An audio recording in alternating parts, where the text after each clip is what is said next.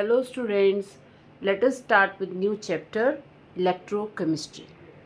बेटा सबसे पहले इलेक्ट्रोकेमिस्ट्री का मतलब क्या? Electro means electricity, chemistry it deals with the chemical reactions. ठीक है.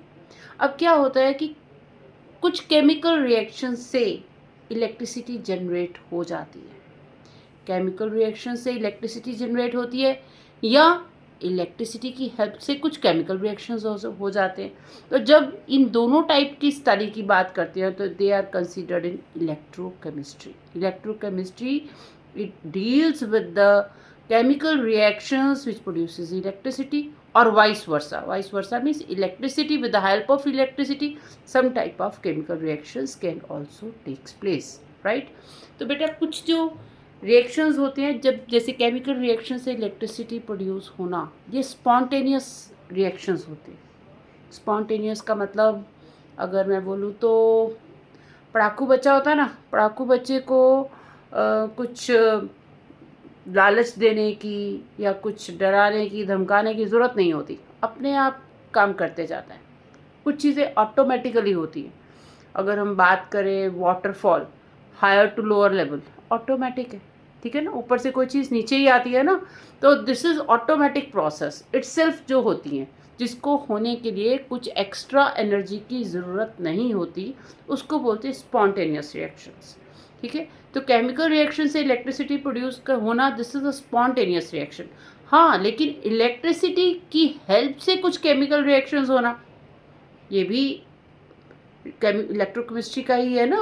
उसका इसका वाइस वर्सा, स्पॉन्टेनियस का vice versa, that means electricity की हेल्प से केमिकल रिएक्शंस होना. जैसे आपने 10th में पढ़ा था कि वाटर को हम इलेक्ट्रोलिसिस करते हैं, उसमें इलेक्ट्रिसिटी पास आउट करते हैं, तो हाइड्रोजन और ऑक्सीजन को सेपरेट आउट कर सकते हैं. उसी तरह NaCl, सोडियम क्लोराइड, उसमें इलेक्ट्रिसिटी पास करेंगे तो सोडियम आयन और क्लोराइड आयन सेपरेट आउट कर देंगे. अब ये नॉर्मल प्रोसेस नहीं है, इसके लिए हमें एक्स्ट्रा एनर्जी देनी पड़ी इलेक्ट्रिसिटी की फॉर्म में. ठीक है. तो ये कौन सा रिएक्शन हुआ? Non spontaneous reaction. ठीक है. तो इलेक्ट्रोकेमिस्ट्री में हम दोनों टाइप के रिएक्शंस पढ़ते हैं, स्पॉन्टेनियस भी और नॉन स्पॉन्टेनियस भी. ठीक है. इसको कैसे डिफाइन करना है? Let us start. Electrochemistry it is the study of production of electricity from energy release during spontaneous chemical reactions. जैसे मैंने अभी बताया कि कुछ केमिकल रिएक्शंस से जो एनर्जी रिलीज होती है, उसी से इलेक्ट्रिसिटी का प्रोड्यूस होना. स्पॉन्टेनियस मैंने अभी बताया ना, पढ़ाकू बच्चा अभी बात बताई. तो ये ऑटोमेटिकली होने वाले रिएक्शंस होते हैं जिसमें हमें कुछ एक्स्ट्रा उनको नहीं लालच देना पड़ता है या एक्स्ट्रा एनर्जी नहीं देनी पड़ती, कहने का मतलब. And the use of electrical energy to bring about non spontaneous chemical transformations.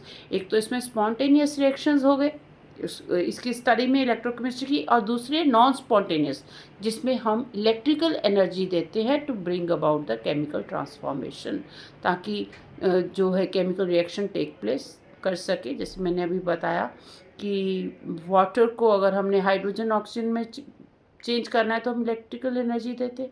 ठीक है. तो रिएक्शन होता है. तो they are non spontaneous. Such type of reactions are non spontaneous in which we use electrical energy to bring about the reaction. ठीक है. इसमें question आ जाता है what is spontaneous. Spontaneous means automatically जो रिएक्शंस होते हैं. जैसे फॉर एग्जांपल मैंने अभी बताया था water goes from higher to lower level, automatical process है. नॉन स्पॉन्टेनियस जैसे water lower to higher level नहीं जा सकता. हायर टू लोअर तो आएगा, लेकिन लोअर टू हायर कैसे? जैसे ग्राउंड स्ट्रेटा से ऊपर लेके आना है पानी, तो फिर तो हमें एनर्जी देनी पड़ती है ना. तो हमें एक्स्ट्रा एनर्जी देनी पड़ेगी, एक एक्सटर्नल पोटेंशियल सोर्स देना पड़ेगा उस रिएक्शन को टेक प्लेस होने के लिए. तो दे आर नॉन स्पॉन्टेनियस. ठीक है. तो इलेक्ट्रोकेमिकल रिएक्शंस जो होते हैं they are eco friendly and energy efficient reactions होते हैं. जैसे sensory signals through cells to brain, ये भी इलेक्ट्रिकल इम्पल्सेस होती है. आपने बायोलॉजी में पढ़ा हुआ है कोऑर्डिनेशन कंपाउंड्स वाले चैप्टर में, coordination of brain impulses with respect to stimulus में आपने स्टडी किया था ना कि हम कैसे एज पर स्टिमुलस बिहेव करते हैं. तो वो इलेक्ट्रिकल इम्पल्सेस ही होती हैं जो कि न्यूरॉन्स कैरी करते हैं टू द ब्रेन्स, ठीक है। तो ये सारे जो है ये इलेक्ट्रोकेमिकल इम्पल्सेस इलेक्ट्रोकेमिकल प्रोसेसेस में ही आ जाता है। तो इसमें क्या होता है, सिग्नल्स जो है इलेक्ट्रिकल इम्पल्स में चेंज हो जाते हैं। तो अब इन रिएक्शंस को करने से पहले मैं आपको एक मेमोरी टिप दे देती हूँ कि जनरली अब हम डेनियल सेल के बारे में स्टडी करेंगे। जनरली बच्चे कंफ्यूज होते हैं रिडक्शन कहाँ होता है, ऑक्सीडेशन कहाँ होता है। इसके लिए एक मेमोरी टिप पहले मैं बता देती हूँ, उसके बाद चैप्टर स्टार्ट करते हैं इसका, डेनियल सेल का। मेमोरी टिप है रेड कैट। रेड कैट याद रखिए word, it means red means reduction, cat means cathode. Reduction हमेशा कैथोड पे होती है। एंड सेकंड है एनऑक्स। एनऑक्स मीन्स एनोड पे ऑक्सीडेशन होती है। ये मेमोरी टिप आपको याद रहेगा तो आपको इसमें कन्फ्यूज़न नहीं होगा। जनरली बच्चे यहाँ पे कंफ्यूज करते हैं। तो इसके बाद अब हम स्टार्ट करते हैं डेनियल सेल के बारे में। तो अब हम स्टडी करेंगे डेनियल सेल। डेनियल सेल का ये डायग्राम है बेटा, इसको मैं सारा समझाती हूँ आपको। तो डेनियल सेल पहले तो होता किस लिए, it convert chemical energy to electrical energy. Chemical energy को इलेक्ट्रिकल एनर्जी में कन्वर्ट करता है। ये 2 हाफ सेल से बना होता है। 1 हाफ ऑफ द सेल, इसमें होता है जिंक सल्फेट, इसमें जिंक सल्फेट होता है, ठीक है। इसमें एक जिंक की रोड होती है और जिंक जो होता है it is rich of electron. और जिंक Zn2+ मतलब अपने इलेक्ट्रॉन्स देता है, इलेक्ट्रॉन लूज़ करता है। ये इलेक्ट्रॉन्स अपनी रोड को दे रहा है, लूज़ कर रहा है इलेक्ट्रॉन। तो इसके पास इनफ रिच ऑफ इलेक्ट्रॉन्स होता है तभी अपने इलेक्ट्रॉन्स देता है on the road of zinc. ये जिंक की रोड है, ठीक है।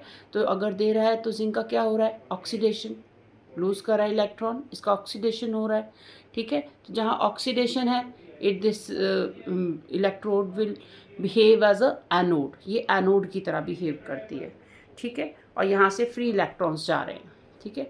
तो यहाँ से बेटा इलेक्ट्रॉन मूव करते हैं इस तरफ। अब इलेक्ट्रॉन ऐसे जा रहे हैं, ठीक है, ऐसे जा रहे हैं, ठीक है। अब यहाँ पर अगर इलेक्ट्रॉन जा रहे हैं तो current goes to the opposite side, current इस तरफ आएगा, करंट इस तरफ मूव करेगा, ठीक है। ये एरो आपको समझ आ रहा है कि जिस तरफ इलेक्ट्रॉन जा रहे हैं तो करंट उसके ऑपोजिट तरफ मूव करता है। यू हैव ऑलरेडी स्टार्टेड, ठीक है।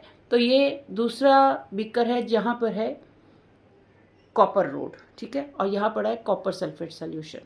तो कॉपर सल्फेट जो होता है, अब जो जिंक है रिच ऑफ इलेक्ट्रॉन्स है।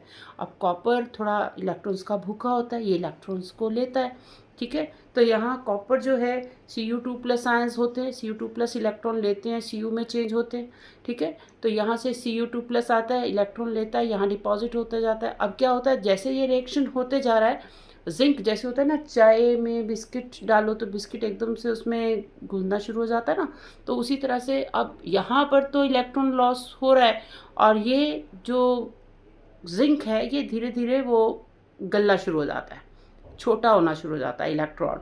लेकिन यहाँ पर तो ये कॉपर उसके इलेक्ट्रॉन ले रहा है, ठीक है ना। कॉपर तो in comparison to zinc, copper भूखा है इलेक्ट्रॉन्स का, वो इलेक्ट्रॉन्स ले रहा है। तो यहाँ पर कॉपर जो है वो डिपॉजिट होना शुरू होता है। कॉपर रोड थोड़ी सी थिक होनी शुरू हो जाती है, जिंक रोड थिन होनी शुरू हो जाती है, ठीक है। क्योंकि कॉपर जिंक से कम रिएक्टिव है ना। तो ये कॉपर जो है वो इलेक्ट्रॉन ले करके Cu2+ से Cu बनते जा रहा है और यहाँ पर ये रोड जो है वो थिक होनी शुरू हो जाएगी और जिंक रोड जो है ये थिन होनी शुरू हो जाएगी। और एक ऐसी स्टेज आएगी, अब यहाँ पर सारे जो है जिंक इलेक्ट्रॉन दिए जा रहा है, एट द लास्ट जिंक भी इसके पास अब इलेक्ट्रॉन कम हो जाते हैं। अब इसको लगता है इसके पास तो कमी होगी इलेक्ट्रॉन की, और फिर ये इलेक्ट्रॉन देने बंद कर देता है। एक स्टेज आती है कि अब ये इसको चाहिए इलेक्ट्रॉन, इसने बहुत सारे दे दिए, अब इसके पास कमी हो गई इलेक्ट्रॉन्स की और ये इलेक्ट्रॉन देने बंद कर देता है। अब इलेक्ट्रॉन जाने बंद हो जाए तो क्या होता है, करंट का फ्लो स्टॉप हो जाता है। तो जैसे ही करंट स्टॉप हो जाता है फ्लो करना तो इलेक्ट्रिक पोटेंशियल जो होता है 1.1 वोल्ट पे आ जाता है, 1.1 वोल्ट। और concentration of Zn2+ and Cu2+, Zn2+ Cu2+ ion जो होती है वो यूनिटी हो जाती है, ठीक है, एक जैसी हो जाती है। और उस डिवाइस को, अब ये such a device is called galvanic और वोल्टिक सेल, इसको गैल्वेनिक या वोल्टिक सेल कहते हैं। हाँ, तो बेटा अब मैंने बताया कि जब करंट फ्लो करना बंद कर देता है तो उनकी जो कंसंट्रेशन Zn2+ और Cu2+ यूनिटी हो जाती है। तो अगर हम इसको कुछ एक्सटर्नल पोटेंशियल दे देते हैं, एक्सटर्नल पोटेंशियल अप्लाई करने के बाद जो गैल्वेनिक सेल है दोबारा इसमें करंट फ्लो होना शुरू हो जाता है till the voltage reaches 1.1 volt. 1.1 volt जब तक नहीं पहुंचता ये दोबारा रिएक्शन जो है वो इंक्रीज मतलब कंटिन्यू कर जाता है। ये कंडीशन कब की बताई, जब एक्सटर्नल पोटेंशियल मतलब it reaches 1.1 volt, external potential 1.1 volt पे आए, ये तब की कंडीशन है। ठीक है, और इस केस में क्या होगा, electron flows from zinc rod to copper rod और करंट फ्लो करेगा कॉपर टू जिंक, क्योंकि अगर इलेक्ट्रॉन ऐसे फ्लो करेंगे करंट ऑपोजिट डायरेक्शन में फ्लो करेगा तो जिंक जो है वो डिसोसिएट करता जाएगा और जो कॉपर है उस पर डिपॉजिट होता जाएगा। ठीक है, तो सेकंड केस होगा इस फिगर में देखिए, यहाँ पर जो एक्सटर्नल प्रेशर जो हम पोटेंशियल दे रहे हैं वो 1.1 वोल्ट अगर पहुँचता है उस केस में नो करंट विल फ्लो। ठीक है, यूनिटी वाली कंडीशन आ जाती है, कोई केमिकल रिएक्शन नहीं होगा क्योंकि दोनों की जो कंसंट्रेशन होगी वो सेम होगी, यूनिटी होगी Zn2+ और Cu2+। और थर्ड केस की बात करते हैं, अब जब एक्सटर्नल पोटेंशियल लेस देन 1.1 है, जब लेस देन 1.1 होगा तो क्या होगा, electrons will flow from copper to zinc. अब कॉपर टू जिंक आने शुरू हो जाएंगे and current will flow from zinc to copper. अब अपोजिट कंडीशन आ गई। ठीक है, और zinc is deposited at zinc electrode and copper dissociate, अब वो उल्टा सारा प्रोसेस हो जाएगा, अब डिसोसिएट करने लग जाएगा कॉपर और जिंक पे डिपॉजिट होना शुरू हो जाएगा। ठीक है, रिवर्स रिएक्शन अब स्टार्ट हो जाएगा। इसमें बेटा इसको कंप्लीट सर्किट कंप्लीट करने के लिए हम इसको एक U shape tube salt bridge के साथ कनेक्ट कर देते हैं दोनों बीकर्स को, और इसमें होता है KCl या ammonium nitrate. KCl ammonium nitrate को हम बॉयल करते हैं विद अगर टू एंड बॉयल, फिर उसे कूल डाउन किया जाता है and become a jelly like substance जो कि सर्किट कंप्लीट करने में हेल्प करता है। This is called salt bridge. I hope आपको डैनियल सेल का सारा प्रोसेस समझ आया होगा, स्ट्रक्चर कैसे ये वर्क करता है सब क्लियर हुआ होगा। तो आपको टॉपिक समझ आया हो, वीडियो अच्छा लगा हो तो प्लीज़ इसे लाइक कीजिए, सब्सक्राइब कीजिए और शेयर कीजिए। Thank you.